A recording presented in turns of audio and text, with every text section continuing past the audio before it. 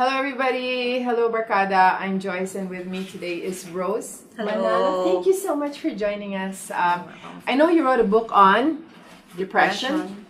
And this is really a hot topic, right? Yes. Depression, because finally people are talking about their anxiety, they're talking about their depression, and you even wrote a book about it. And I want to get your story. How did you know that you had depression? How did it all start? Okay, it started in 2007 when we suffered a failed business, and we were counting on it a lot. At the time, my husband has been an OFW for 7 years, and the kids and I missed him so much, and we hadn't seen him for 2 years in 2007. And this is when the business was starting to fail. Yes, it was just on for 2 to 3 months. That was how fast it came down. It was a franchise bakery. So it was a bakery, and then bumagsak talaga Bumagsak siya agad. It was just doing well for like 3 weeks. The breads were selling okay for 3 weeks, and then suddenly the premixes we bought from the franchisor, it didn't produce good breads. So suddenly after 3 weeks, bagsak kayo, and Yeah. then this triggered depression. And in 3 months we were deeply in debt. So my disappointment was so intense, and suddenly I was forced to deal with things I wasn't experienced. I didn't have experience before, like bouncing checks. I had to beg someone to extend the deadline for the credit. And I even had to surrender our brand new car to the bank because we couldn't pay the monthly anymore. So we were definitely in the red. We had no savings at all. And how many children did we you have? We have 2 At the time. And at the time they were just 10 and 13. So how did this affect them? They were quiet, and they were just observing me because I was really open with what I was going through, especially to the eldest. You were open about the business failure. The business failure. I was open about what I was starting to feel, the manifestations of depression. Did you know it was depression? I was researching about it, but I didn't have any official diagnosis because I couldn't even afford to bring myself to the doctor. Because you were in the red. Yes. And so could you describe to me what that depression journey was like? Since I had to do everything on my own because my husband was abroad, I had to face everything alone, and I had to take care of the children while trying to solve the mounting problems that were coming. I just fell under the heavy stress of having to just keep up, keep on going. Early one morning, I was driving home from the bakery, and I just closed it for good.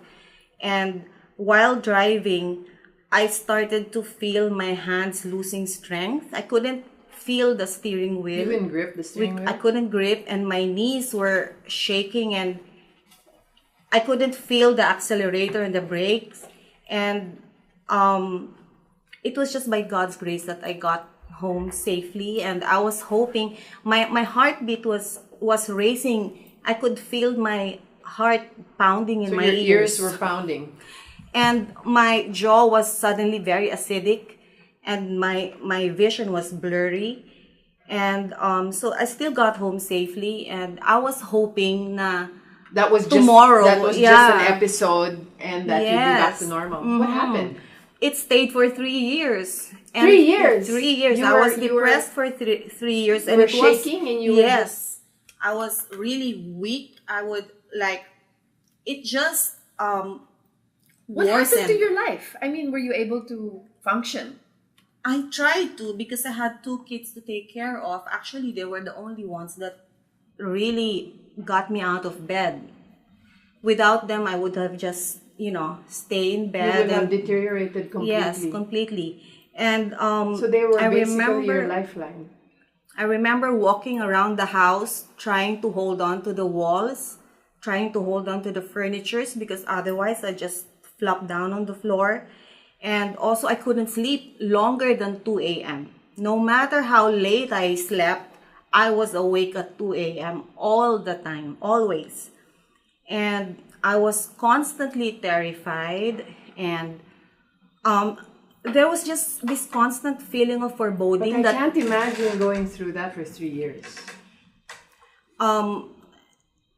You just go through it, day after day after day, and then you constantly hope that the next day would be different. Did you have any kasambahay with you? Did I you had have parents? I mean, you were able to, at the we very had least, you were able to keep a kasambahay. kasambahay. Buti na lang. Kasi hindi ko talaga kaya. Couldn't, wash dishes. I couldn't wash the clothes, clean the house. So for these 3 years, your husband was an OFW. Did he ever come back during those 3 years? No, we didn't see him for the next 3 years. So this whole period, you were alone. Yes, and I just also stopped seeing visitors. I refused to receive visitors. Even my siblings, when they came to visit, I couldn't wait for them to leave. I just cut off any social interactions. Now, why didn't you go see a doctor? I couldn't afford. I could barely give decent baon to my kids. So all the money that you had was coming in from your husband. Yes, and you had to make tipid. Yes, and we had so to you were the last pay priority. the debts, Yes, and yes. and the kids were the priority. The debts also the kids, and suddenly, I just couldn't feel. I couldn't understand why people could smile or laugh. That was the hardest thing, actually.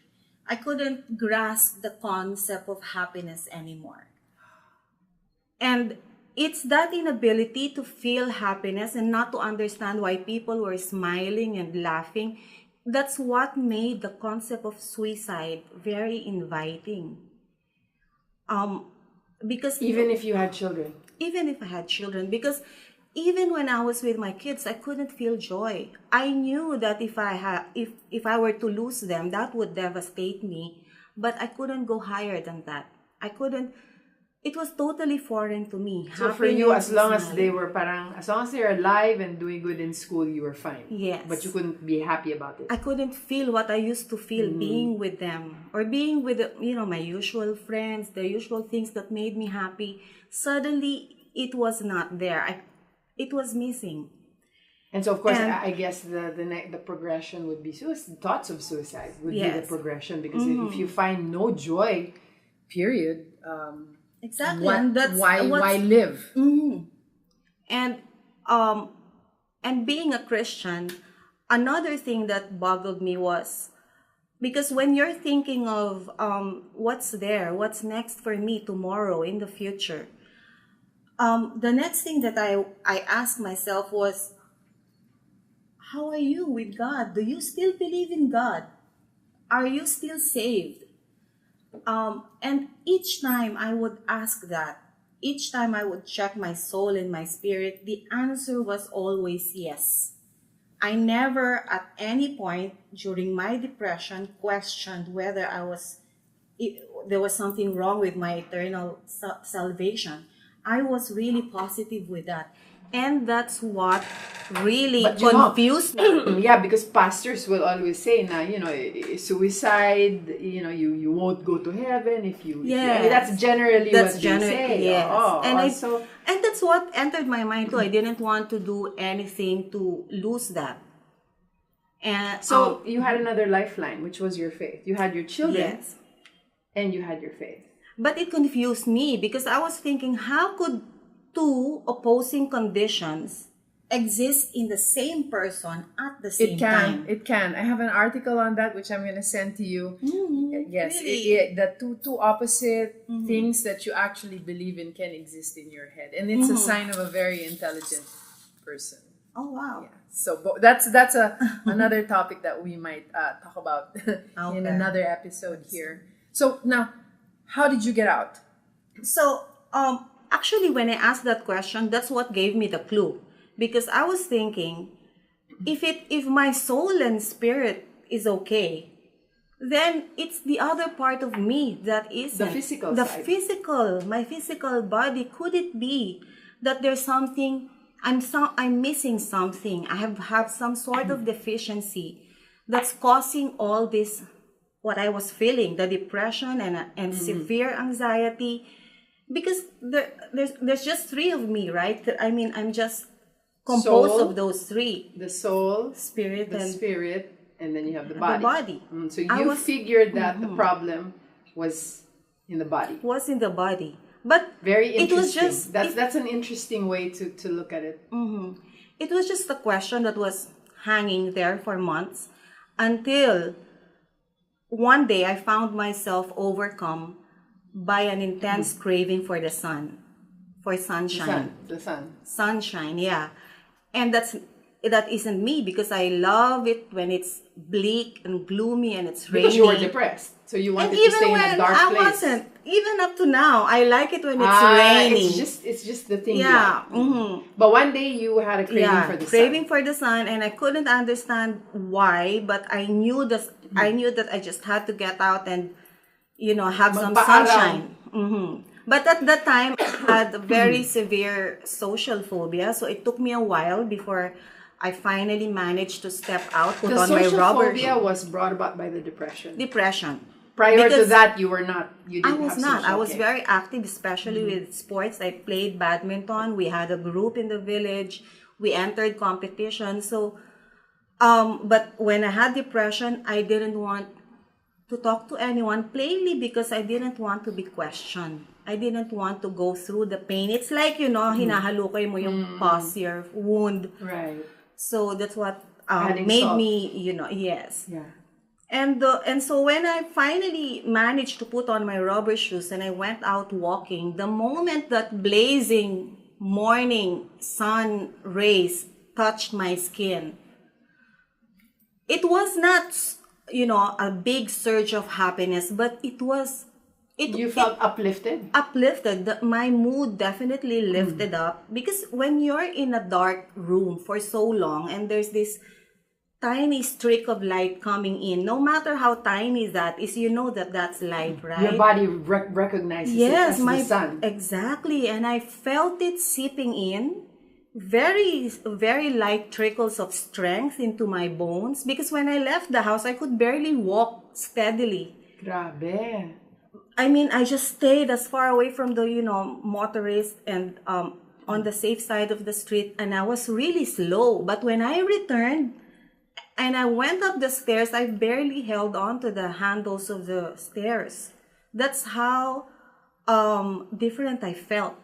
But it just lasted for 3-4 hours. By midday, I was weak again. Nighttime, I was back into my depressed mood again. And so I went out again the next day, and that's what I did for the next month. You did nag-sun therapy ka? Sun therapy, heliotherapy for 45 minutes every day. And then, several months into that, I started to feel strong cravings for raw milk. Oh wait, but we're gonna talk about that later. Okay. Yeah, because I wanna break up our talk into several parts, so that people can get the information in better, smaller doses. But when you did your sun therapy, I wanted to ask, at that time, were you already financially okay? Were all of the problems gone? The big problems caused by the failure of the business? The problems started, getting solved. The debts started getting paid, Right. but the depression stayed. Remained. That's what confused me as well. You thought that when things got better, the depression would also fade. Yes. It actually worsened even when I saw the problems getting solved, and nothing changed. It just worsened. And I heard a story. What helped me understand that was when I heard about a woman also living within our village who just inherited a fortune. And so you think, wow, she'd be okay. She'd be happy. Finally, there's no more problems, supposedly, No right? more problems. And and actually they started traveling right away, but 2 months, I think, into the living the life, living the life. she was hit by the very severe depression. Why? Yeah, these are Everything things. was Yeah, going yeah, well. yeah, yeah. So that again, you know, It's confusing. reinforce that question, could it be my physical being? That's really some deficiency there. And that was answered when how good I felt when I was exposed in the sunshine. Okay. All right. Because something missing was provided by the sun, and it lifted my mood. And nighttime comes, so whatever that was in there is out again, depleted again. So I had to replenish it again the next morning. What a story. Yeah, well, we're going to talk about 5 surprisingly easy things you can do to pull yourself out of depression based on Rose's story, based on your book, and it's all here in her book, Depression and Intense Anxieties, which you can get on Amazon, right? Yes. People can download this on Amazon, and they can also get a hard copy. A hard copy, but it comes like maybe a month or two. From How can people contact you if they want to find out more? We have Facebook, which is also titled Rose Manalo lang? Or Rose Manalo. They can type Rose C. Manalo or the title of the book itself. Which is Depression and Intense Anxieties. Okay, so we're going to talk about those 5 surprisingly easy things you can do to pull yourself out of depression next time.